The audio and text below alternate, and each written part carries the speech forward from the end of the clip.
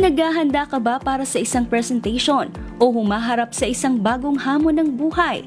O sinusubukan lamang na maging mas kumpiyansa sa iyong pang-araw-araw na sitwasyon? Subalit, nahihirapan dahil sa tinatawag na hiya. Halina't ating alamin kung paano nga ba natin masusolusyonan ang mga yan sa pamamagitan ng 16 tips on how to boost your self-confidence. Number 1. Read books. Subukang magbasa ng mga aklat na nagbibigay ng advice na related sa personal development upang ma-improve ang self-confidence. Makakatulong ang pagbabasa ng mga aklat na madadagdagan ng iyong kaalaman tungkol sa iba't ibang paniniwala at pananaw. Number 2. Communicate. Ang pakikipag-usap sa mga tao ay nakakatulong sa atin na ipahayag ang ating mga opinyon, ideya o paniniwala. Mapapabuti rin ito ang ating kakayahang makipag-ugnayan sa iba't ibang uri ng tao. Sa pamamagitan ng pakikipag-ugnayan sa maraming tao, mapapalakas natin ang ating kumpiyansa sa mga social setting. Number 3. Don't overthink. Huwag mag-overthink ng mga bagay-bagay dahil maaari itong humantong sa pagkakaroon ng self-doubt at anxiety. Sa pamamagitan ng pag-iwas sa labis na pag-iisip, maaari kang manatiling kalmado at mas kumpiyansa. Number 4. Don't avoid eye contact while talking to someone. Kapag nakikipag-usap sa isang tao, masanay sa pagpapanatili ng eye contact. Ipinapakita nito na nakikinig ka sa kanilang sinasabi, na may tiwala ka at nakakatulong itong bumuo ng tiwala sa taong kausap mo. Number 5. Don't be shy. Iwasan ang pagiging mahiyain dahil maaari itong magpahiwatig ng kawalan ng paniniwala sa sarili.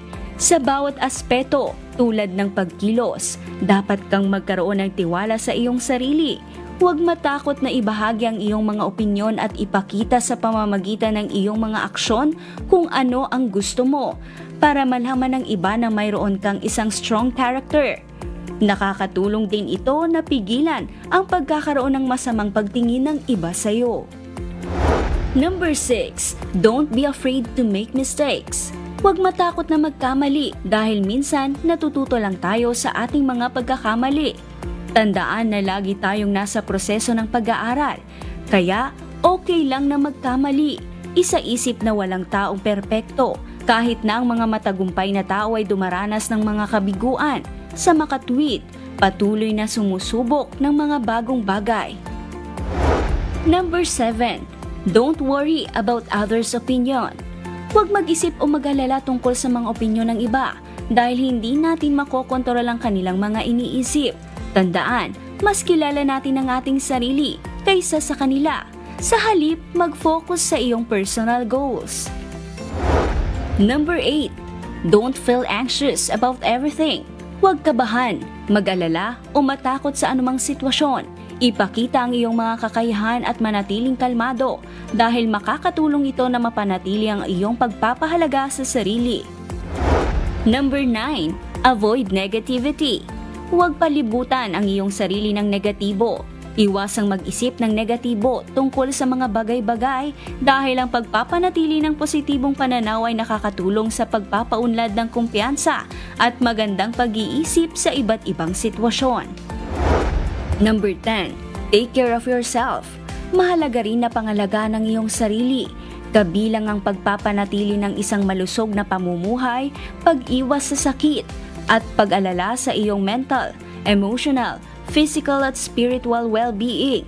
Dahil kapag ito'y nasa maayos na kalagayan, natural na tataas ang iyong kumpiyansa sa sarili. Number 11. Be who you are. Ang pagmamahal mo sa iyong sarili at pag-uugali ay makakatulong na mabuild ang confidence dahil ang pagiging totoo sa anumang bagay ay makakapagpadali sa atin upang mas lumakas ang tiwala sa sarili dahil mas alam natin ang ating mga sariling kakayahan. Number 12. Stay positive.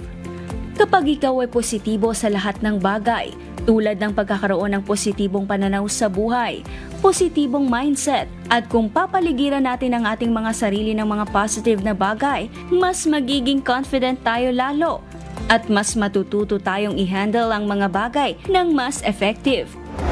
Number 13. Try something new. Huwag matakot sumubok ng mga bagong bagay dahil hindi natin malalaman kung saan tayo maaaring mag-excel kung hindi tayo mag-e-explore ng iba't ibang pagkakataon. Ang pagkakaroon ng karanasan mula sa iba't ibang aktibidad ay magtutulak sa atin tungo sa pagbabago at makatutulong sa pagpapaunlad ng ating mga kasanayan. Number 14. Learn to say no. Matutong tumanggi sa mga bagay na ayaw mong gawin. Nagpapakita ito ng paggalang sa sarili. Dahil sa huli, ikaw ang may kontrol sa iyong oras at mga desisyon sa iyong buhay. Number 15. Dress properly.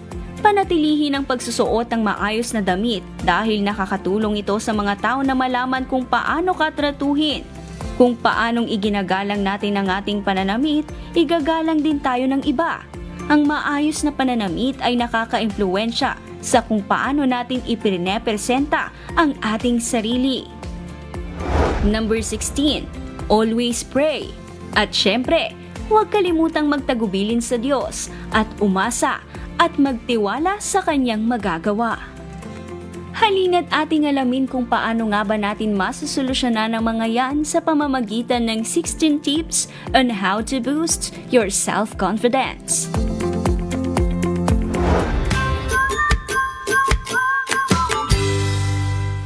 Tanungin ko muna si Attorney Dot. Attorney Dot! Okay, sige. Yes. Anong gusto mo sabihin?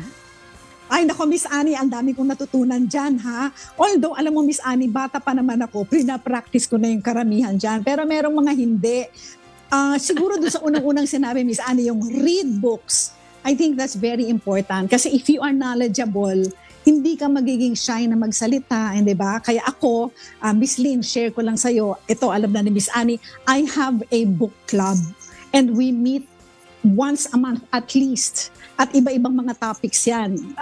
Kahit anong kabisihan ko, I always make time for my book club. One book per month. So, I don't know, Miss Lynn, how about you and Miss Annie? Dun sa mga sinabi na mga tips natin na napakagaganda, ano yung masishare ninyo na talagang ginawa ninyo sa buhay ninyo? Ayan. Ako yung binabanggit kasi doon, yung communicate. Yan ang hindi ko mapagilan eh. Kasi para bang nagdadagdag ka ng circle. Parang I don't limit. Ibig sabihin, learning kasi din yung Attorney Dot eh. Kasi kung halimbawa, stop mo yung pagkikipag-communicate mo, ito lang yung circle mo, walang growth doon eh. Pare-parehas lang eh, di ba? Pero kung ini-expand mo yung circle mo, aba, mayroon kang matutunan doon.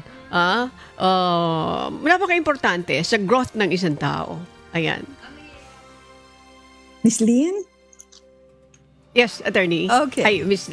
Okay, Miss Annie, kasi ang nangyayari dyan, most of the time, kaya nililimit ng karamihang mga tao yung kanilang mga sarili.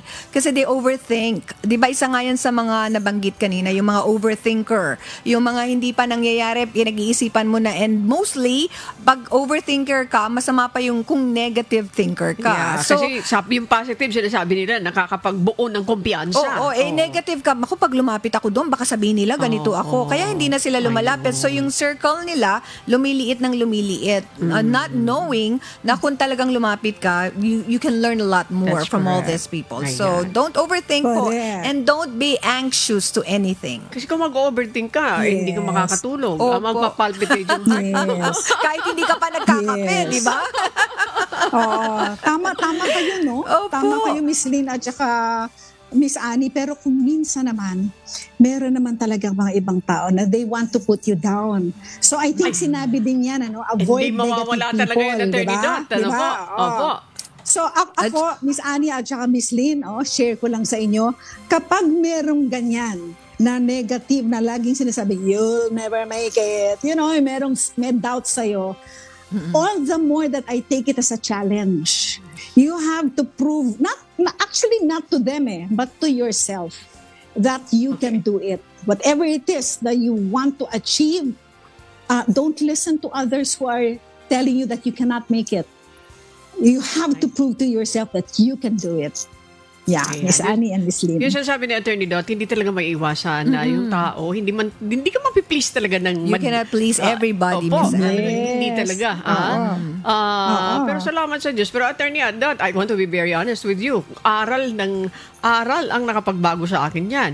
Kasi gusto ko, halimbawa, kung mayroon kang hindi na gusto sa akin, tell me honestly, sabihin mo sa akin.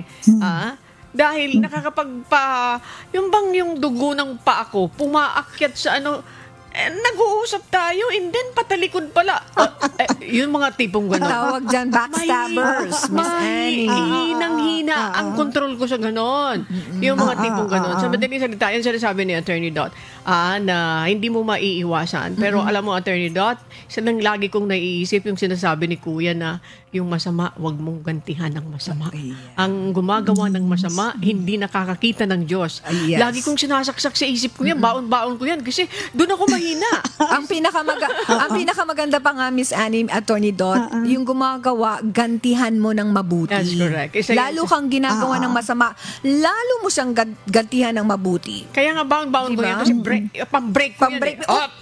Hindi ganito yun mga ganyan. Sabi, gantihan mo ng mabuti Pero mahirap, di ba? Oo, pero we have to do it. Awa tulong ng Diyos. We have to do it. Kasi pagka mabuti yung ginagawa mo, sa gumagawa sa'yo ng masama, ano pa yung gagawin niya sa'yo? Mabuti na yung ginagawa mo sa kanya. Pero talagang, pag sinabi mo na hindi ka talagang naaralan, napakahirap gawin, Attorney Dot, sa mga tao. Yes, Miss Annie. Actually, talagang mahirap gawin. Miss Lynn, share ko lang sa'yo. Kami ni Miss Annie, may mga times na nakaka-encounter kami ng mga balita na talagang nakakainis o kaya meron talagang injustice. Ako, ang hirap, Miss Annie, di ba? Because I'm a lawyer. And if you are a lawyer, kailangan you go for justice, you go for fairness. Pero ang kagandahan, when I was taken in dito sa Serbisyong Bayanihan, and of course, with the help of the likes of Miss Annie, I learned how to forgive, I learned how to be gracious, and I learned how to be calm, kalmado. Pero kung yung dating Attorney Dot? Naku. Pag sinasabi ko kay Attorney Dot, Attorney, nakikita ko, naiiba.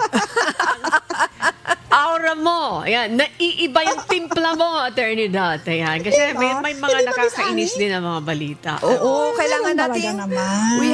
We have to study how to be patient. Diba? Napakahirap pero we have to do that. Ang hirap talaga, Miss Lynn. Kagaya nung sige, pag-usapan na natin. Yung PhilHealth, ayan, pinag-usapan namin ni Miss Annie kanina. Diba? Araw-araw nakakakita tayo ng nangangailangan. Mamamatay na yung anak niya, mamamatay na yung kanyang tatay, nanay, walang perang pa-opera. Yun pala, ang dami palang pera, nasa bangko lang, which was mentioned earlier, in fairness, may Secretary Ted, di ba? Na bakit nga ganon, hindi nagawa yung mandato. But of course, we are hoping and we are wishing that there will be changes for the good of the country. Ayan si Attorney Dot, ayan. Grupo pa ng mga lawyers nila, magkakasama. Ibig sabihin, ayan, at yun ang may mga issue na kahit sabihin mo na you want to be objective, mahirapan ka na mag-control mapipilitan ka magsalita talaga. Otherwise, kung i-hide mo naman yung damdamin mo na yun, parang baka magkasakit ka hahanapin mo yung mga doktor. Diba? Mahirap yan. And di ba sinasabi din ng mga doktor, do not hide your emotion. Express it in a nice manner. Na hindi ka magkakaroon ng kagalit. Di ba? There's a way of speaking naman, di ba, Attorney Dot? There's a way of communicating to them what you really want to say in a nice way. Opo. Kaya si Attorney Dot, pag nakikita ko na medyo iba na yung timpla, alam ko na yon. Ayan. Ibig sabihin yung issue na yan, kailangan ma-dissect and explain it. Kasi hindi masyadong naiintindihan.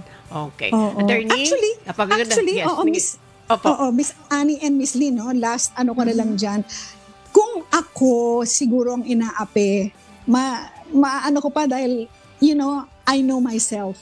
Pero pag nakita mo yung walang kalaban-laban na tao, lalo na kung babae na binubugbog ng asawa, walang choice kundi magstay, o kaya bata na binubugbog ng magulang o ng stepfather, how can you react to that? Yeah. Diba? Talagang may mga instances na you really have to do something for justice, di ba? Pero balik tayo. Okay, how to gain self-confidence. Bless your heart, Kichi, Attorney Dawn. thank you Bless your very heart. much. Thank Yes. you. Yung Thank ating you. Oo. kasama dito sa Public Service Department na ni Miss Lynn Pinado. Thank you very much, Kitsi. Maraming Ang salamat. galing. Okay, Napakagaling. thank you very much, Kitch. Oo. Okay.